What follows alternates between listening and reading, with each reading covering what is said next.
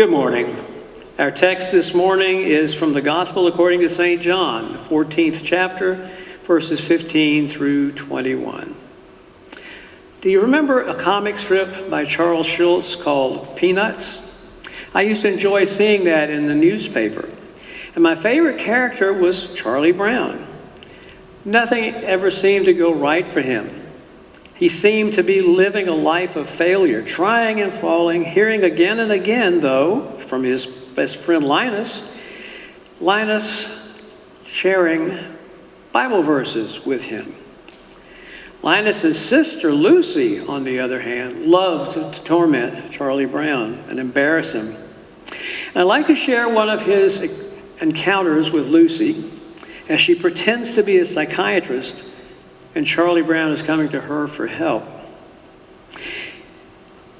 Charlie Brown is visiting Lucy at her psychiatric stand and offering her help for a nickel. Charlie Brown says, "I need help. Tell me a great truth. Tell me something about living that will help me." Well, Lucy asked, "Do you ever wake up at night and want to get a drink of water?" Charlie Brown says, "Sure." Then Lucy says, "When you're getting a drink of water in the dark, always rinse out the glass because there might be a bug in it. 5 cents, please." Well, Charlie walks away saying, "That's not very helpful. The great truths are a little more simple than what I thought they were." Well, in our gospel lesson this morning, Jesus tells us about a very great truth, important truth in life. He says, "If you love me, keep my commands." He's not talking about works righteousness. He knows that we cannot, in and of ourselves, live the way he wants us to live. We can't be righteous on our own merits. He wants us to live the way he teaches us through his word. And we're to trust in him and seek his guidance in our daily lives. We do that by reading his word, prayer, and worship. In his love for us, he enables us to seek him in every aspect of our lives. He continues, "I'll ask the Father, and he will give you another advocate to help you and be with you forever, the Spirit of truth. The world cannot accept him because it neither sees him nor knows him. But you know him, for he lives with you and will be in you. I will not leave you as orphans. I will come to you. Before long, the world will not see me anymore, but you will see me.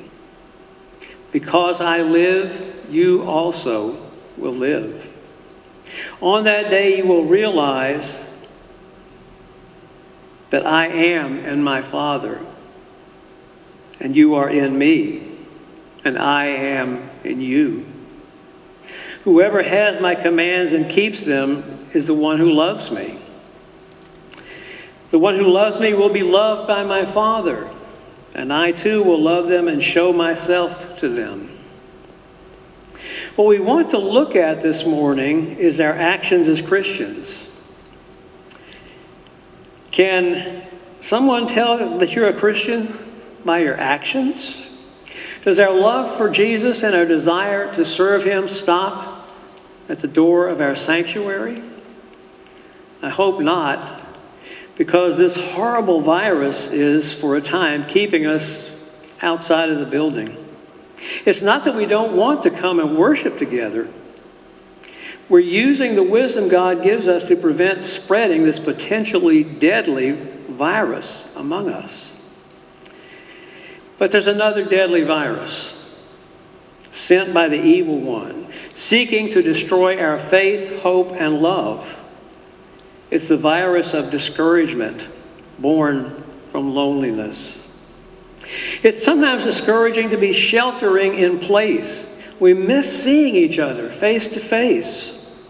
We miss the encouragement of our brothers and sisters. We miss hugs. And those will have to remain on the shelf till the virus is finally gone. But we are not alone. Our God is constantly with us, speaking through his word and answering our prayers. encouraging us to connect with each other by phone, letters, cards, email, and carrier pigeon. Just kidding about that last one. Jesus is asking for committed Christians in our text, ones who show by the actions of their lives that they are keeping his commandments. And those commandments can be summed up very easily for Jesus. He only gave 2 commandments in the New Testament. One is a reminder of an older command. One is to love the Lord your God with all your mind and heart and soul. And the other is to love your neighbor as yourself. We are called to love our neighbors, whether we like them or not, whether they like us or not, whether they're strangers, whether they're longtime acquaintances. We are to love one another the way Jesus loved us. And we hope to be doing that even as we are confined, but all the more so when we're back together. Well, one last thing, by the way, the one thing I admired most about Charlie Brown is that he never gave up hope. Nor should we ever give up hope that's secured in Jesus. Amen.